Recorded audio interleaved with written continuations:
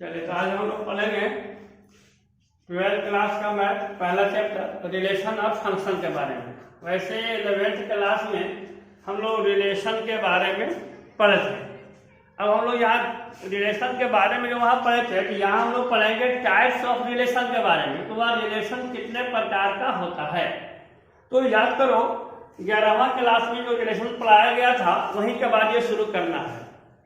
तो हमें तो याद होगा कि अब आप लोग 11वां क्लास वाला तो याद होगा या नहीं होगा, इसलिए हम लोग इसको दोबारा फिर 11वां क्लास वाले बात से शुरू करते हैं। रिलेशन क्या होता है, किसे कहते हैं, और फिर तब हम लोग पढ़ेंगे कि टाइप्स ऑफ रिलेशन क्या है जो 12वां क्लास के कोर्स से आपको शुरू है। तो चलिए पहले रिलेशन के लिए हमें बताया गया था कि रिलेशन पढ़ने से पहले आपको याद करो पढ़ाया गया था Cartesian product of two set. याद होगा Cartesian product of two set, दो समुच्चयों का कार्तीय गुणन, और वहीं से हमारा फिर रिलेशन का प्रॉब्लम शुरू होता है।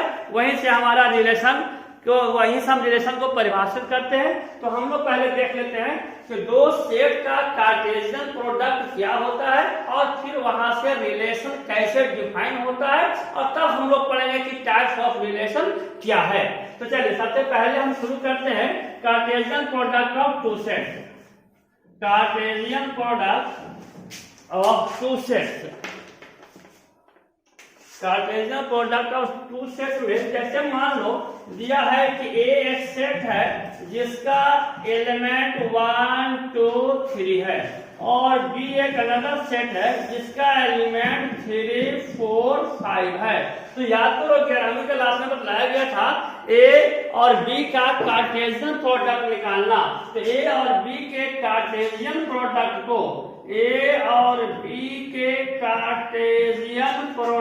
को हम कैसे डिनोट करते थे, ए क्रॉस बी के द्वारा।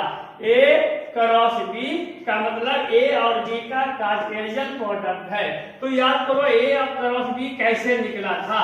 1 यहाँ पर 1 को 3 के साथ ऑर्डर पेयर के रूप में लिखना था।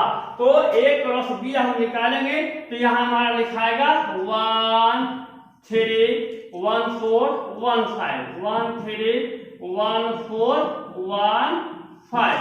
फिर इसी तरह से 2 के लिए लिखाएगा 2 3 2 4 2 5, और फिर 3 के लिए लिखाएगा 3 3 3 4 3 5। इस तरह से हम दो समुच्चयों का कार्तीय गुणन ए क्रॉस बी निकाल लेते हैं।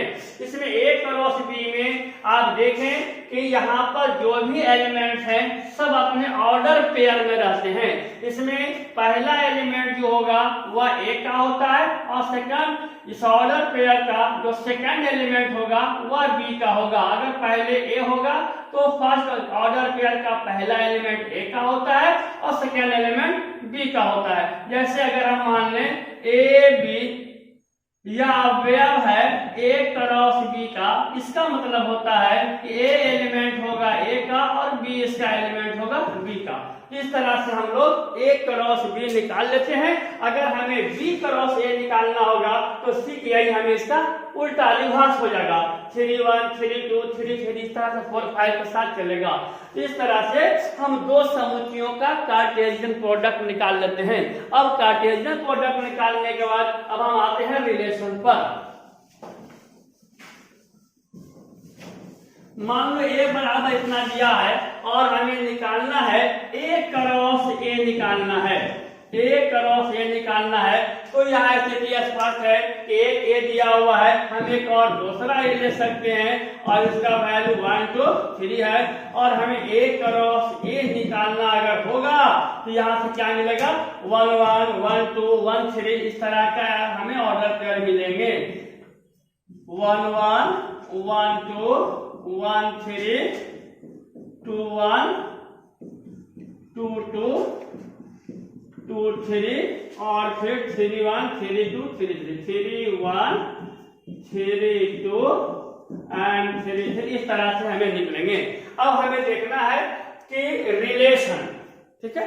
तो रिलेशन का मतलब क्या होता है कि अगर कोई दो समुच्चय दिया हो ए से ए में या ए से बी में ए और बी दो एलिमेंट दिया हो, ठीक है, ए और बी दो समुच्च दिया हुआ है, तो ए और बी के जो कार्टेशियन प्रोडक्ट के जो एलिमेंट होते हैं उस एलिमेंट का कोई सबसेट ले लिया जाए, उप समुच्चय ले लिया जाए। आप पढ़े होंगे यार हमारे क्लास में सबसेट के बारे में। तो जैसे हमने ए क्रॉस से इतना ले लिया, ए का वैल्यू दिया हुआ है, बी का वैल्यू दिया हुआ है, और ए क्रॉस बी हमने यहाँ से निकाल लिया, ठीक है। तो ए क्रॉस बी में जो एलिमेंट आए होंगे उसमें से कुछ एलिमेंट को हम ले लिया, ठीक है, और वह क्या है, यहाँ पर एलिमेंट मान लिया तो कुछ भी दिया हुआ हो, और वह एलिमेंट अगर ए क्रॉस बी का सबसेट है तो वह सेट ए से बी में रिलेशन को डिफाइन करेगा।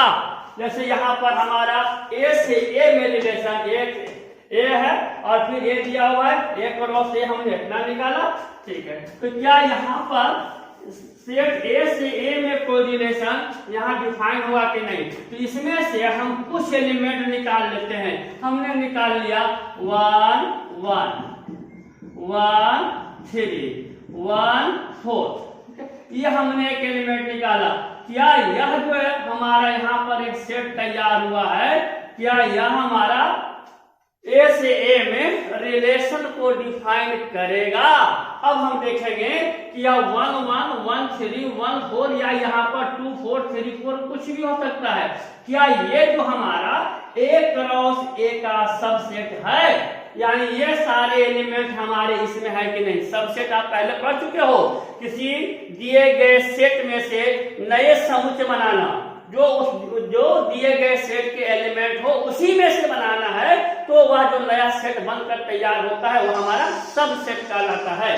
तो यहाँ आप देख रहे हो 1 1 1 3 3 4 1 1 1 3 और 3 4, तो 3 4 इसमें है नहीं, तो ये हमारा यह कह सकते हैं कि ये सबसेट ए क्रॉस ए का सबसेट नहीं है। तो ये जो रिलेशन यहाँ पर ये जो दिया हुआ है ऑर्डर पेयर, यह हमारा रिलेशन को डिफाइन नहीं करेगा। हाँ, अगर यहाँ 3 4 की जगह पर 3 2 होता, तो अब इसको मिला के देखो 1 1 1 3 और 3 2, ये तीनों एलिमेंट तो यहाँ दिया हुआ है, ये तीनों एलिमेंट हमारा ए क्रॉस ए में है। अतः हम कहेंगे कि ये जो यहाँ पर ये सबसेट दिया हुआ है, यह सबसेट ए से ए में रिलेशन को डिफाइन करेगा।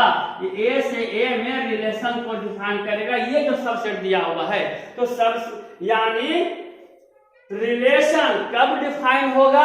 यदि दो सेट दिया हो, दोनों का कार्टेशियन प्रोडक्ट लिया जाए और कार्टेशियन प्रोडक्ट के जो ऑर्डर पेयर के जो एलिमेंट मिलेंगे उसी से एक नया सेट बनाया जाए, और वह नया सेट दिए गए कार्टेशियन प्रोडक्ट का सब सेट हो, तो जो नया सेट है वह रिलेशन को डिफाइन करेगा, अन्यथा डिफाइन नहीं करेगा।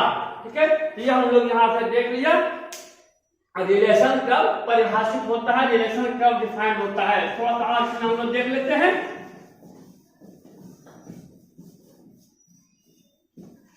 मान लो दिया है a बराबर 1 2 3 और यहाँ दिया है b बराबर 3 और 4, और यहाँ से हम निकाल रहे हैं a cross b। a cross b कितना हमें हो जाएगा? 1 3 1 4 2 3 2 4 3 3 एंड 3 4। अब हम यहाँ से कुछ इसी का कुछ हम नया सेट लिख रहे हैं, जो देखना है कि हमारा ए से बी में वह रिलेशन को डिफाइन कर रहा है या नहीं। हमने यहाँ लिखा एक सेट लिखा R, जिसके एलिमेंट हैं 1 3 2 3 3 3, R1 लिखा। हम दूसरा सेट लिख रहे हैं R2, इसका एलिमेंट है 1 4 2 4। हमने एक और एलिमेंट लिखा R3, जिसके एलिमेंट हैं R3, एक सेट लिखा जिसके सदस्य दिए गए हैं 2 2 2 4 3 4। हमने एक और लिया R4 लिया, जिसका एलिमेंट दिया गया है 2 3 4। अब हमको देखना है इसमें से कौन कौन सा सेट, कौन कौन सा समूह रिलेशन को डिफाइन करेगा और कौन कौन सा समूह रिलेशन को डिफाइन नहीं करेगा, ये हमें देखना है। तो बहुत आसानी से आप इसको निकाल सकते हो। हमने देखा ए का वैल्यू दिया है, बी का वैल्यू दिया है, ए क्रॉस बी, ए और बी का कार्टेशियन प्रोडक्ट निकाल लिया। अब देखो एक बी का कार्टेशियन प्रोडक्ट कितना है। अब हम देखेंगे कि क्या R1 हमारा ए से बी में रिलेशन को परिभाषित कर रहा है कि नहीं। ठीक है, अगर परिभाषित करेगा तो हम उसको ऐसा लिखेंगे ए आर बी। अब हमको देखना है कि क्या R1 ए क्रॉस बी का सबसेट है कि नहीं। अगर ये सबसेट है तो R1 ए से बी में रिलेशन को परिभाषित करेगा, डिफाइन करेगा। तो देखो R1 क्या है 1 3 2 3 3 3। क्या देख रहे हैं कि R1 के सारे एलिमेंट ए क्रॉस बी में हैं 1 3 2 3 और 3 3। क्या देखा कि R1 यहां से देखो R1 सबसेट है ए क्रॉस बी का, अतः R1 जो है ए से बी में रिलेशन को डिफाइन करेगा, ए आर बी होगा। दूसरा देखते हैं R2 1 4 2 4। क्या R2 ए क्रॉस बी का सबसेट है 1 4 2 4। क्या देखा 1 4 2 4। इसके सारे एलिमेंट्स ए क्रॉस बी में हैं, अतः हम कह सकते हैं कि R2 is subset of A cross B. हाँ, क्या मिला R2 एक सबसेट है ए क्रॉस बी का, अतः यहाँ पर भी ए से बी में फलन डिफाइंड हो रहा है, रिलेशन डिफाइंड हो रहा है, रिलेशन परिभाषित हो रहा है। अब हम R3 पर विचार करें। R3 2 2 2 4 3 4 2 2। अब देखो ये सारे एलिमेंट ए क्रॉस बी में है कि नहीं। यहाँ 2 2 है, ऑर्डर पेयर में पहला एलिमेंट भी 2 है और सेकंड एलिमेंट भी 2 है। क्या ये 2 2 ए क्रॉस बी में है कहीं पर? नहीं है, कहीं पर नहीं है। जबकि 2 4 3 4 है, 2 4 है 3 4 है, ये नहीं है। तो हम ये कह सकते हैं कि R3 ए क्रॉस बी का सबसेट नहीं है, क्योंकि R3 सबसेट नहीं है किसका? ए क्रॉस बी का। अतः यह ए से बी में फलन को परिभाषित नहीं करेगा, ये संबंध को परिभाषित नहीं करेगा, यानी ए से बी में ये संबंध नहीं दर्शा रहा है। अब हम आगे देखें R4 पर 2 3 3 4 2 3 3 4। यह क्या है? ए क्रॉस बी का सबसेट है, यह सबसेट है ए क्रॉस बी का। अतः R4 क्या है? हमारा ए से बी में संबंध को डिफाइन कर रहा है। तो इस प्रकार से कब कोई रिलेशन परिभाषित होता है और कब परिभाषित नहीं होता है, तो हम लोगों ने आज ये सीखा कि रिलेशन डिफाइंड कब होगा, संबंध परिभाषित कब होगा।